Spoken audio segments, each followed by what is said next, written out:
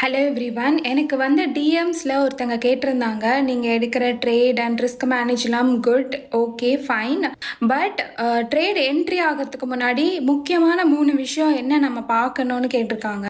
So நான் என்ன முக்கியமாக பார்ப்பேன்னா, ஃபஸ்ட்டு வந்து ட்ரெண்டுக்கு ஆப்போசிட்டாக இருக்குமா இல்லை ட்ரெண்ட் சைடு தான் இருக்குமாங்கிறத நான் நோட் பண்ணுவேன். ஏன்னா ட்ரெண்டுக்கு ஆப்போசிட்டில் போனால் ஈஸியாக ஸ்டாப் லாஸ் ஹிட் ஆகிறதுக்கு வாய்ப்பு இருக்குது. அண்ட் தென் ப்ரீமியம் ரொம்ப மெல்ட் ஆகும், அதனாலையும் ஸ்டாப் லாஸ் ஹிட் ஆகிற வாய்ப்பு இருக்கு. அண்ட் செகண்ட் ரொம்ப இம்பார்ட்டன்ட், ஸ்ட்ரக்சர் பிரேக் அவுட் நடந்தாலும் ஒரு டைமுக்கு 100 டைம் நான் யோசிப்பேன். பிகாஸ் என்னதான் ஸ்ட்ரக்சர்ல பிரேக் அவுட் நடந்திருந்தாலும் மேனிப்புலேஷனால நடந்திருக்கா இல்ல ஃபேக் பிரேக் அவுட்னால நடந்திருக்கா அப்படிங்கறத நான் நோட் பண்ணுவேன். தேர்ட் வந்து அதை விட இம்பார்ட்டன்ட், கேண்டில் கன்ஃபர்மேஷன் வச்சு தான் நம்ம ட்ரேடே என்ட்ரி போக முடியும். ஸோ அதை வச்சு தான் நம்ம ஸ்டாப் லாஸ் எவ்வளோ தூரம் வைக்கணுங்கிறதே கால்குலேட் பண்ண முடியும். So risk very important.